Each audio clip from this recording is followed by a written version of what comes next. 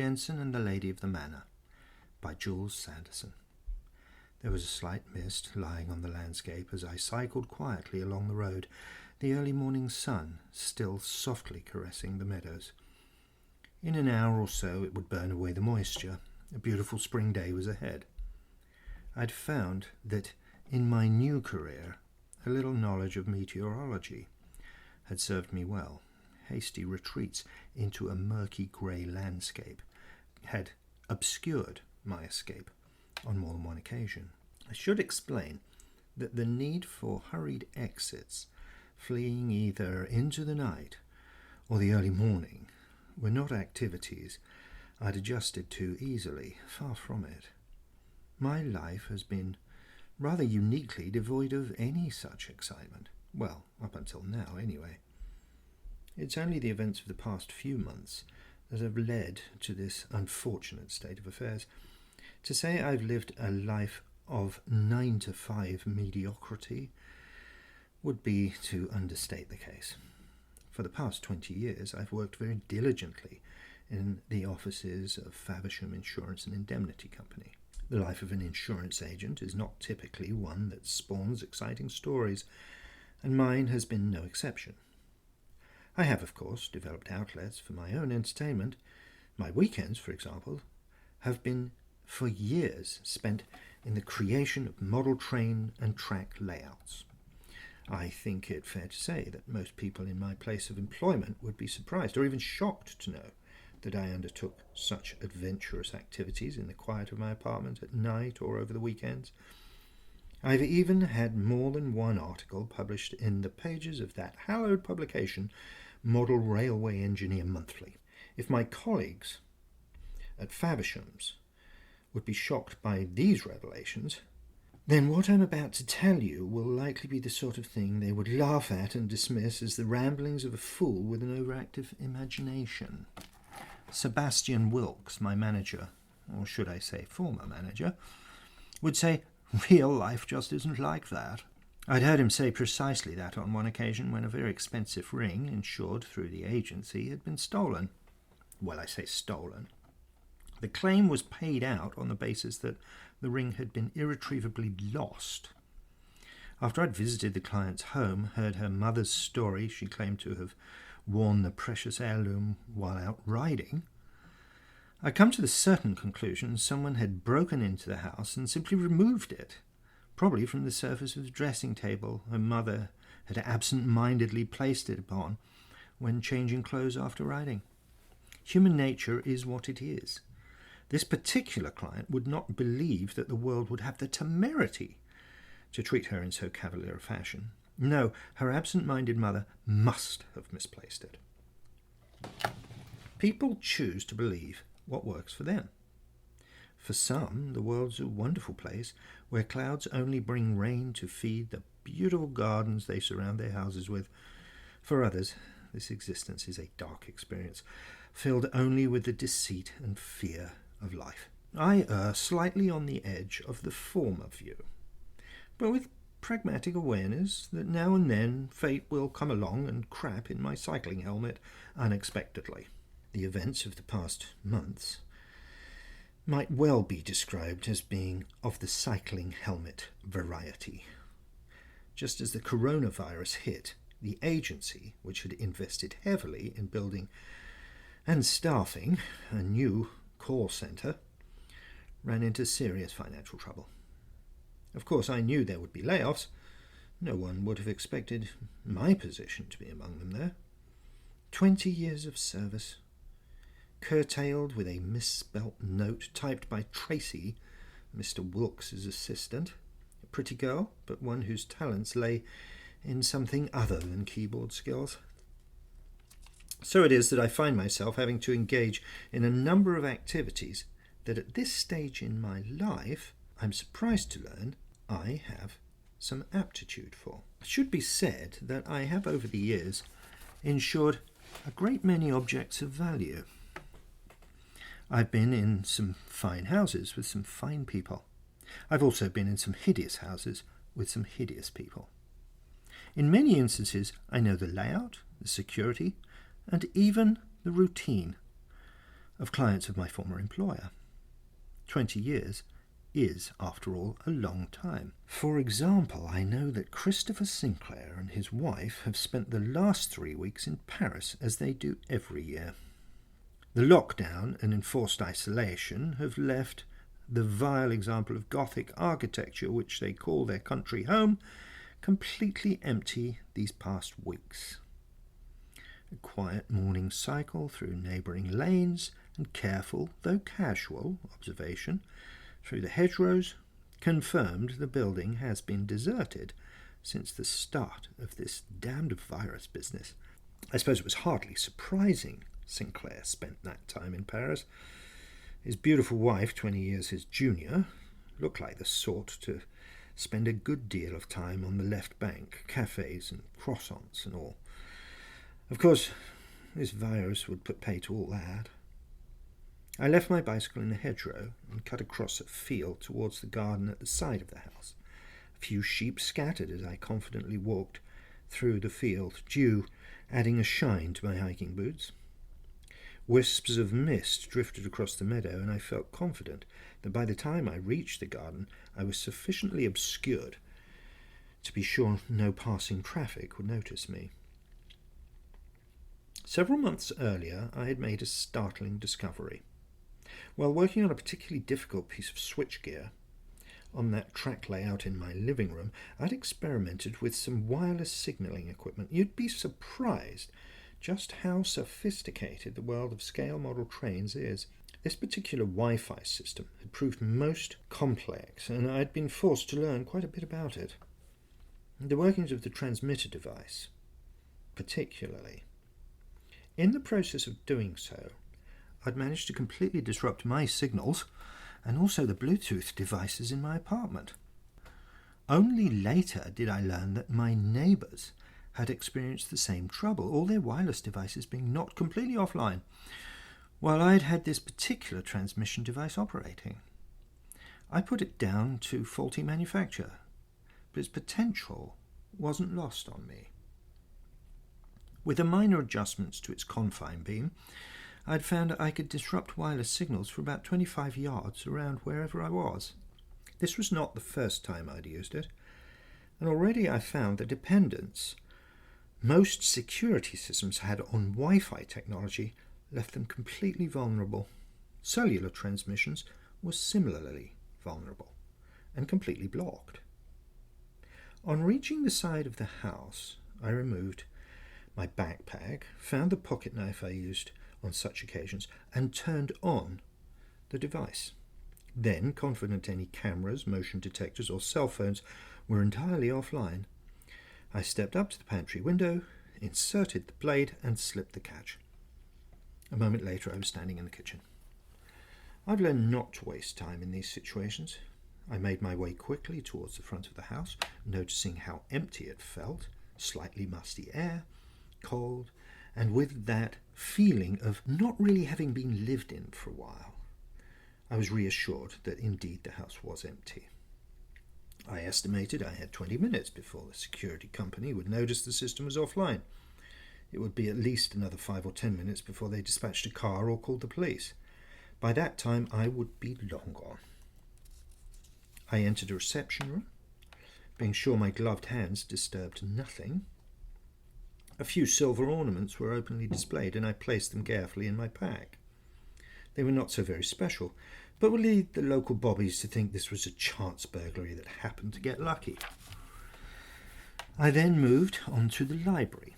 As I entered, I almost reached for the light switch, caught myself, and then decided to open the long crimson curtains instead. Once bathed in morning light, I went to the extensive bookshelves.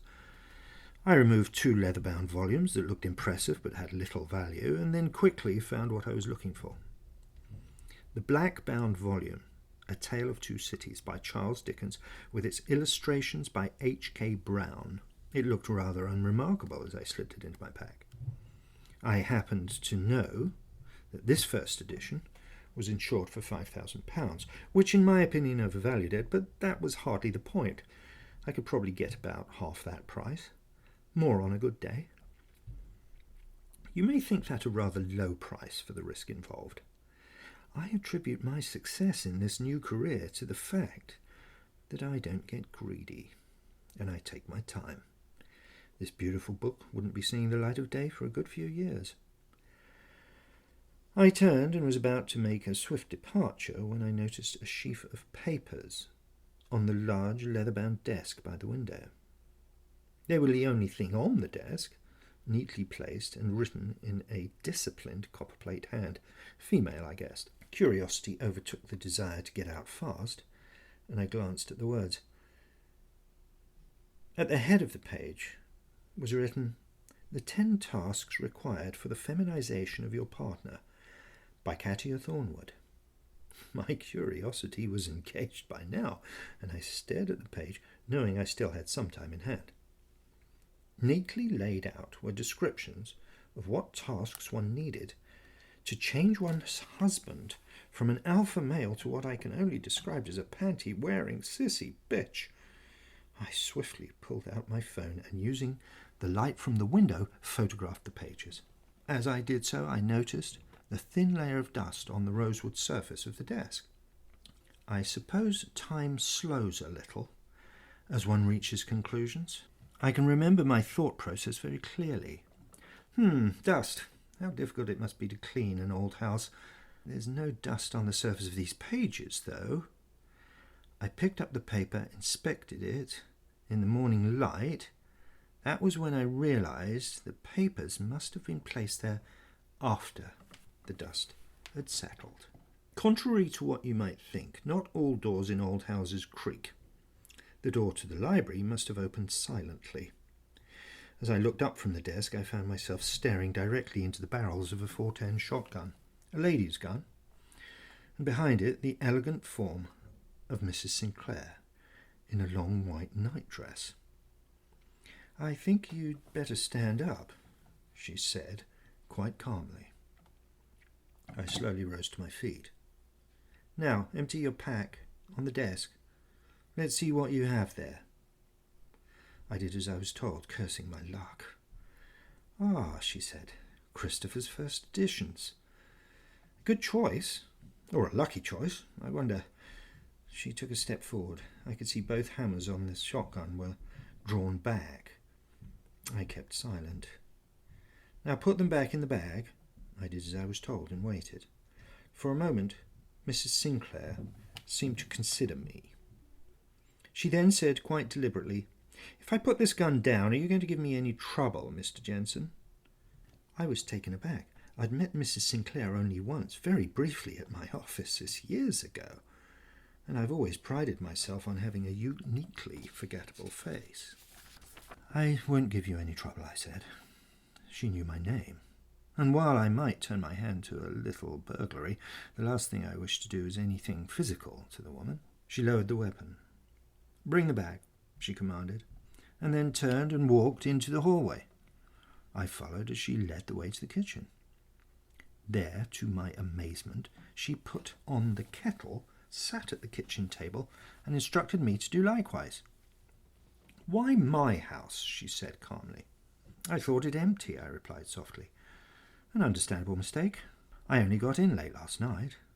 "Well, I'm terribly sorry," I said. "I didn't mean you any harm." "No, I don't think you did. You seem an unlikely burglar, a little too old, if I may say. Not like the ones on the TV." "Well, I know," I said. "The damned alarm seems to be on the fritz," she went on. "I have a device." I motioned towards my bag. "Clever." She paused a moment as the kettle began its shrill whistle. "Tea?" Yes, please," I said as she poured the steaming water into a Wedgwood teapot. "If I disable this device, your security service will think it was just a glitch in the system. If I leave it on, they'll send someone to check it out." "Well then, you better turn it off," she said calmly. I reached into the bag, deactivated the device, and somewhere outside the kitchen I heard a few clicks as the system reinitialized. Bringing the teapot and 2 elegant teacups, Mrs. Sinclair took her place at the table. "What are we to do with you, Mr. Jensen?" she said, looking me squarely in the eye. "I'm really terribly sorry," I said, and I was. I never meant to disturb this young woman, although I have to say it was I who was clearly most disturbed by the situation. "How would it be," she said slowly, "if I let you go?" I must have looked quite foolish, my mouth hanging open in surprise. "Yes, how about I let you go? And you can even take your swag, is that the right word?" "That would be very generous," I said in surprise. "But there is the question of your punishment," she continued. "It seems only fair that there should be some penance to pay." "But Mrs. Sinclair," I replied, "why would you let me take the book?" "Because it's insured, of course, but you know that.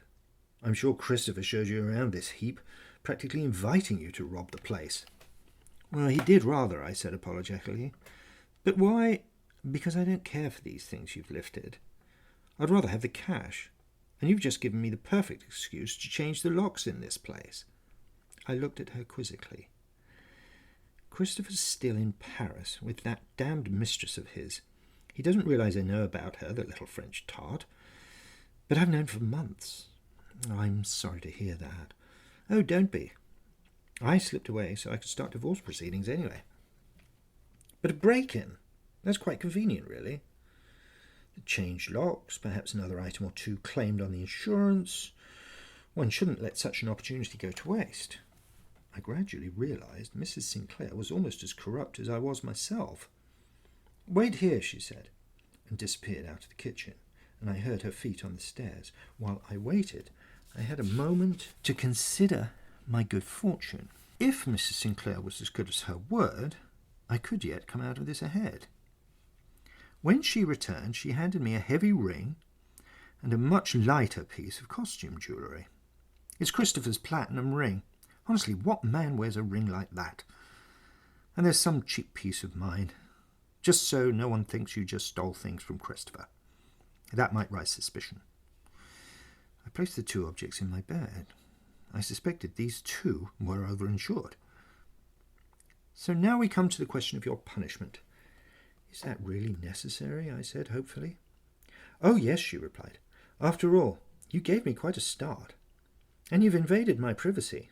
It's really quite bad taste to read someone's private papers." "I'm really very sorry," I said once more. "We shall see," she said enigmatically. "I'm going to make a police report today, claiming I found things gone when I arrived home. But tomorrow I want you to be here at 2 o'clock. Do you understand?"